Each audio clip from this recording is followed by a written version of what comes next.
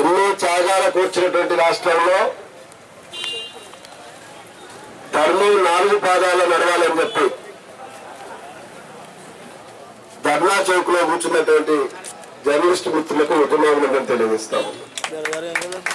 నిజానికి దీన్ని ధర్నా చౌక్ అనడం కంటే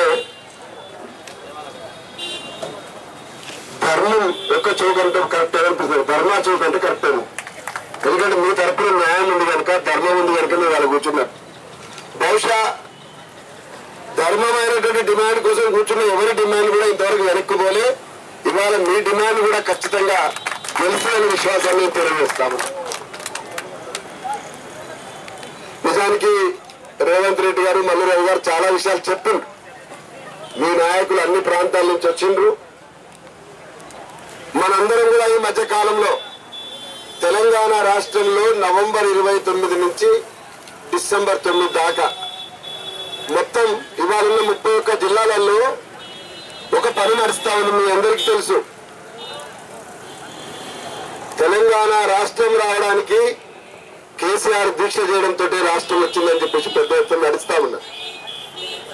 కేసీఆర్ గారి దీక్ష గురించి శంకించేది కానీ, ఆయన దీక్ష చేస్తే తెలంగాణ సమాజంలో ఏం మార్పు రాలేదని చెప్పే సాహసం కానీ అబద్ధం ప్రచారం కానీ నేను చేయను.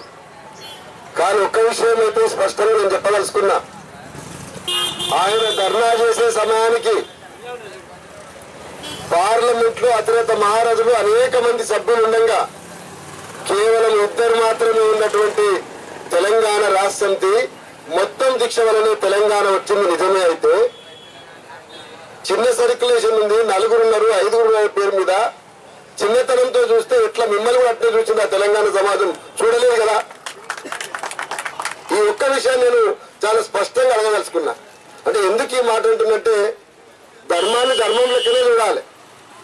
ఇవాళ ఎవరికైనా ఒక గొప్ప ప్యాషన్ ఉందా అని అడుగుతా ఉన్నాం. మొత్తం తెలంగాణలో కానీ భారతదేశంలో కానీ జర్నలిస్ట్ అంటే చాలా గొప్ప ప్యాషన్ మీకుండా వచ్చింది. కానీ మిమ్మల్ని రేపు ఒక లవర్ బాయ్ లెక్కన ఎవరికైనా కానీ నేను జర్నలిస్ట్ చేస్తున్నంటే ఎంత పడేటువంటి అమ్మాయి ఉందా ఈ రాష్ట్రంలో కానీ ఎక్కడ కానీ.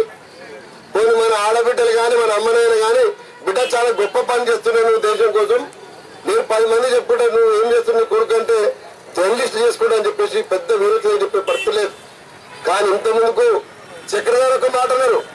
సరే ఆ మాట కొంచెం కోపంగానే కూడా తీయటా అని, నిజంగా మన ప్యాషన్ మాట కూడా అదే అర్థం.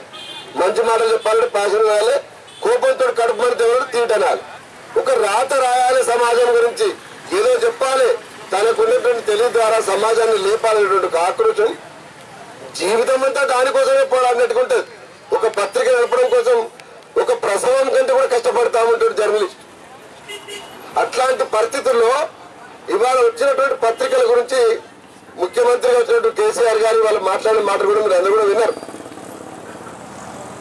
చాలా సార్లు కూడా ఉద్యమ సమయంలో మాట్లాడేటప్పుడు చెప్తామండ్రి, కేసీఆర్ మాటలు చెప్పిన తర్వాత మా జగదీష్ అంటాము, ఇదివరకు మేము పైన జనరల్గా మాట్లాడుకుంటప్పుడు అన్న